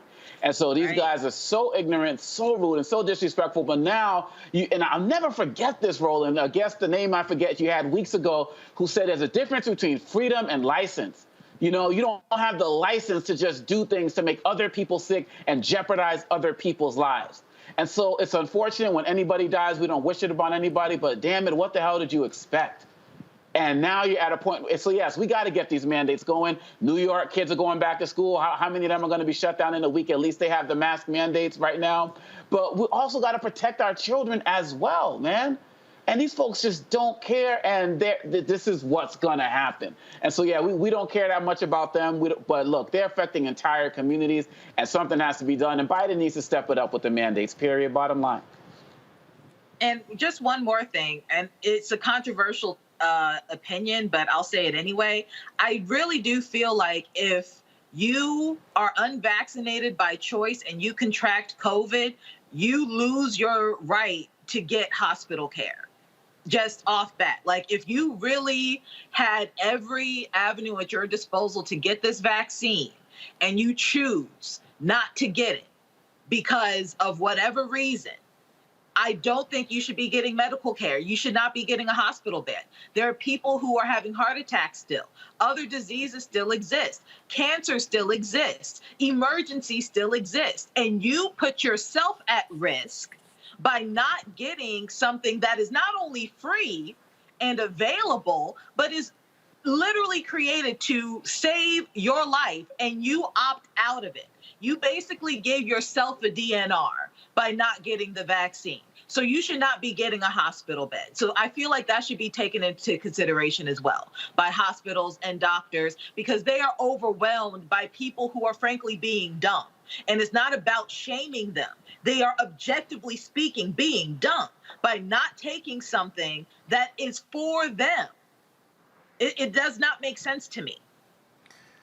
And then we've got to deal with this silliness right here. Let me just hold on. I'm really trying, y'all. I'm really trying to deal. So Nicki Minaj is now trending because Nicki Minaj posted this on Twitter. My cousin in Trinidad won't get the vaccine because his friend got it and became impotent. His testicles became swollen. His friend was weeks away from getting married. Now the girl called off the wedding. So just pray on it and make sure you're not comfortable with your decision. Make sure you're comfortable with your decision, not bullied. 5,297 retweets, 41,100 quote tweets, 26,300 likes. Okay. Wow.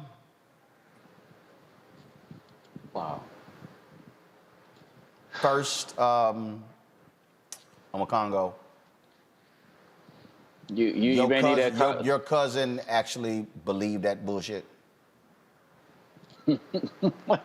your cousin actually believed that his boy caught COVID and now he impotent. Yeah, right. I think Nikki, I think your cousin's boy caught some other shit. And it's not gonna clear up in time for the wedding.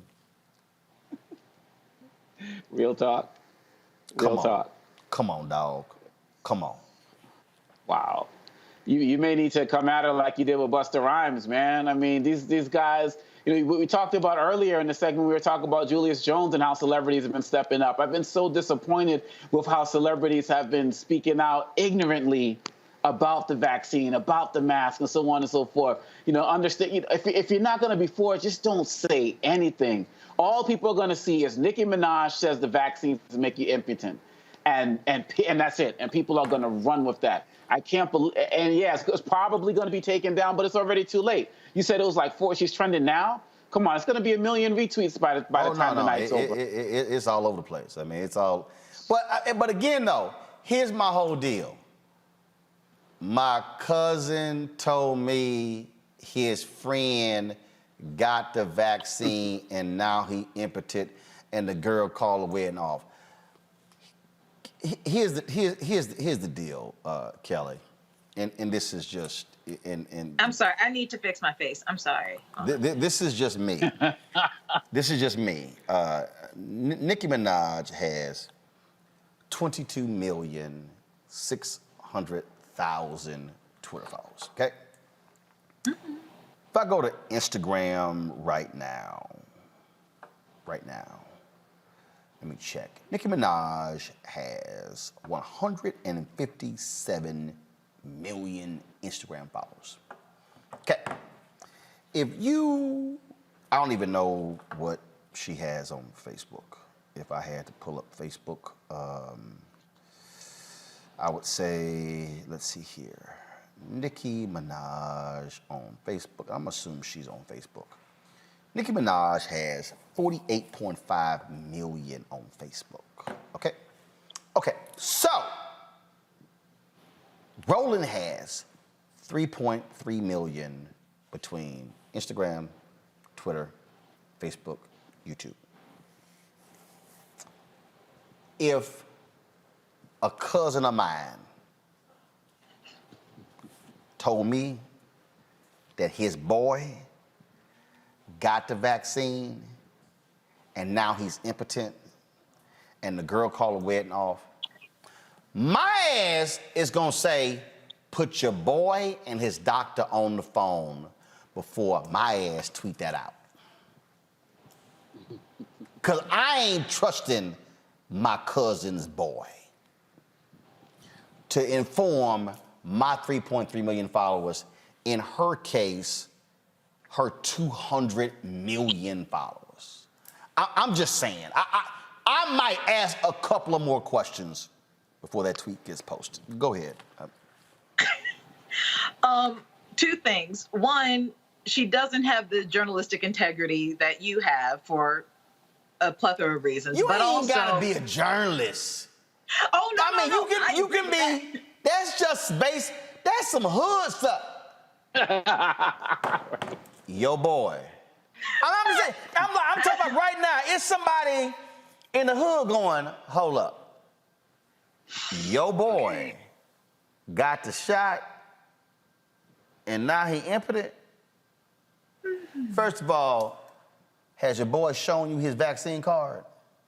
Which shot did he get?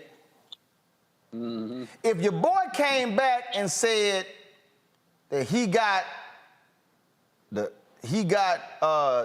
Eli Lilly shot, you probably, is it the Pfizer, the Moderna, or is it Johnson & Johnson? Which one you got? I'm just saying, even in the hood, you might ask two more questions before you put it on Twitter. I agree with you. And, you know, trust but verify, I agree with you. But again, this is also the same woman who is married to a convicted rapist and cannot frequent certain establishments with her husband because of the restrictions of movement that he has on his person while he's on parole or on the sex offender registry list, one of the two or both. This is also the same woman whose brother is serving 20-something years for the rape of an 11-year-old that allegedly she is still trying to pay off the family to not talk about anymore. I say all that to say, even though it's not necessarily related, there's a couple tools missing in her toolbox in her noggin. So this does not surprise me that she would say such a thing. It is unfortunate that she has such influence and reach and is still that dense. But here we are. Somebody on YouTube said that boy got that hot sauce. Y'all know. Y'all know he's got a burning sensation, and it's not from the Eli Lilly shot. Let me go to a quick break. I'm going to a quick break. I'm coming back. We got Jim Jones next. Let me just, because I can't. Y'all watching Roland Martin Unfiltered on the Black Star Network. White supremacy ain't just about hurting black folk. Right. We got to deal with it. It's injustice. It's wrong. I do feel like in this generation, we've got to do more around being intentional and resolving conflict. You and I haven't always agreed. Yeah. But we agree on the big piece. Yeah. Our conflict is not about destruction. Conflict's going to happen.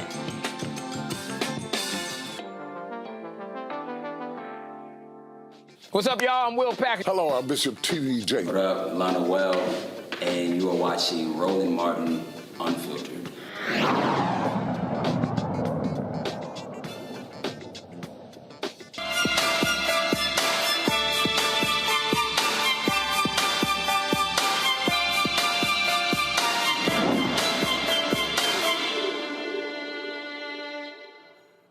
All right, a lot of people, of course, doing their best to get fit. We're coming out of the summer. We're now going into winter, of course, and folks are about to really get themselves going, trying to work through their workout routines. But so there's some questions here.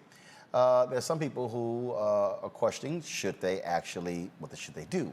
Is it work out? Is it change diet? Or should they actually get the surgery to actually reduce your weight?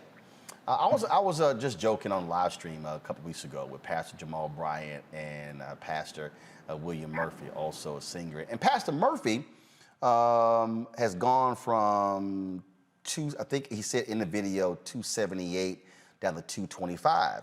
And he said, look, I just couldn't do it as a result of weight loss and changing my diet. He said I had the surgery. And he also said people need to be open and honest if they have the surgery and don't front like they just lost it themselves. Watch this. Some of y'all don't know this, but I recently had a weight loss procedure. I went from 278 pounds to 225 pounds. Turn up, what? I'm about to come off of these diabetes pills, coming off these high blood pressure pills, and I will never have another battle with gout. So are you on liquids? You only on liquids? No, but I had to eat because I had to take medicine for the gout. Okay, so where are we now? This is where we at. And and get this, I'm eating salmon fillets, I'm eating eggs, and I'm eating sweet potatoes, and what else? Peppers and onions. All right, joining us right now is Jim Jones, of course, fitness guru. Jim, glad to have you on the show. First of all, I need to send a ticket to your house because that shot right now is really horrible. I don't know whether it's a cheap-ass computer camera you're using or whatever, but it looks foggy as hell. I mean... You got Roland. You switched over to Skype today. You know, you threw me off a little bit. We usually do the other, the Apple software. We're Skyping today, so I don't know what's going on, Roland, man. You do know they have Skype app on the phone. Yeah, for sure. I'm just saying. I just want to let you know it's a horrible ass shot. You look like it's foggy. I don't know what's going on. Yeah, me neither, Roland, man. I'm traveling right now. I'm not on my home Wi-Fi, so man, you gotta. Right. It's the Wi-Fi. No, it's the Wi-Fi. No, it's the vaccine. The vaccine. The vaccine, like. Yes. Oh, the vaccine has infected your computer, and it led to your raggedy ass picture. Okay, got it. All right. Exactly. Okay. Exactly. So let's talk about this here. So look, there are a lot of people who've actually had the surgery. What Murphy said was, he said, I tried. He said, I tried to do the dieting. I tried to do the workout. He said, I needed this to spark me. And he said he's focused with his eating plan, everything like that. And so just your thoughts on it. Yeah, so my thing is this, Roland. First of all, I'm not against the BBL, so I don't want people killing me. I'm not against it, but what I want people to know, when you get these weight loss surgeries, the real cost behind it, right? So, Roland, on average, they're about $6,000 for a BBL, the weight loss surgery, but people don't factor into it. If you don't change your lifestyle in 5 years, you're going to have to pay that $6,000 over and over again. So people they're actually taking out a mortgage, right, Roland? If you don't make that lifestyle change, you're going to get that same weight loss surgery over and over again. And second, I tell people, more than likely, you don't know how to work out properly if you get the surgery, so you're going to have to hire a trainer or a fitness professional to show you how to work out. So that's another $5,000 a year. So people don't understand that after these surgeries, there's more cost to them. If you don't change your lifestyle, it's pointless to get the surgery. You'll be paying the bill over and over again, Roland. Well, but it's also educating people to say, look, if you get the surgery, you're still going to have to make eating adjustments in order to keep the weight off. Because if you start adding that weight, depending upon that surgery, it's going to show up in some other areas of your body. Absolutely, Roland. When people are understanding that, yes, you can get the surgery, but if you go back to your same lifestyle, if you don't make that lifestyle change, you're gonna be you just wasted that money, right? You'll see people they'll get the surgery, like you said, Roland, they'll gain the weight and go places that it'll go back to places that you don't want it to go to. So eventually, you're going to have to go to that gym. You're going to have to change that diet. You cannot avoid the gym and the diet. You can delay it, but you cannot avoid it. And so that's all I want people to know. When you get these surgeries, these Brazilian butt lifts, these different weight loss surgeries, understand, you're still going to that gym, whether you like it or not. And you're still going to have to eat right, whether you like it or not, or you're going to be paying that bill over and over again, $6,000 every 3 years for the surgery. But I do want to talk about, though, that if you do have the surgery, and I take it you probably have had clients who've had the surgery, and let's just be honest, there are some people who that is the only option they have. And you know what? If you make that decision and say, I'm going to get that particular surgery, former Congressman Jesse Jackson Jr. And his sister, Santita Jackson, both of them had the particular surgery. I think, I remember former Congressman, he and I were having breakfast, and he was talking about, I think he had gotten up to 254. And he was just like, yo, I just couldn't. He was like, I had to have the surgery. And then after he did, intensive workouts, things along those lines. And so that is a reality, but there still is a plan that you're going to have to follow for the rest of your life after you have the surgery. Exactly, Roland. That's the thing. People don't understand. So what I always tell people is, contact a fitness professional before you get the surgery to kind of get that plan for that road back to recovery, so you know. I want people to really know that it's fine to get the surgery. I'm not against the surgery. I'm like you said, that's the only option for a lot of people. But the thing is, though, contact the fitness or health professional. Have a plan. Surgery with no plan, that's what I'm against, Roland. Now, surgery with a plan, I'm okay with it. But if you're just going to go to the surgery and not really have it mapped out how you're going to change your life, that's the problem I have. Questions from my panelists. Kelly first for Jim Jones. Yeah. Sure. So, in full transparency, I am one of those people who had weight loss surgery. I had the gastric sleeve almost 10 years ago. And from my heaviest to my lowest, I lost like 130, 140 pounds. Have I gained all the way back? No. Am I as small as I was? Also no. But there are factors at play with that. But at the same time, you still have, before you even get the surgery, one, you have to lose weight on your own before you get the surgery. And two, you have to go in with a plan. That includes a mental plan, being therapy, a physical plan, being the exercise, and you need a support team, all of those things. I guess my question to you is, when it comes to weight loss, anything, how do you think we can break up the stigma of weight loss surgery, not BBL, because that's more cosmetic, but like people who really actually needed it? Because I needed it. Because I also have PCOS, and there are people out there who have underlying conditions where you so much as think of bread and you gain 5 pounds. So it's how do you break the stigma of not only weight loss, but weight maintaining? Absolutely. No, that's a great question. I tell you, in the Black community, I think we got to focus on education, right? People go for BBLs. That's like at the forefront of when people think of surgery. But like you said, there's healthy weight loss surgery. So what we have to do is educate people, right? And I tell people, get on social media. Those people who are just popping back out saying they lost the weight, they went in the gym, that's a false narrative, right? So I try to just drill down on the education. Like, listen, there are different types of, like you said, different types of surgery. Let's get away from the BBLs, right? Because that's looked at as a quick fix. But let's look at, like you said, the weight loss surgery that you had that a lot of people should get and have a plan, right? So we just got to just focus on education and changing that Instagram narrative, right? I think that social media sometimes can taint our community and have us focus on the wrong thing. Makongo.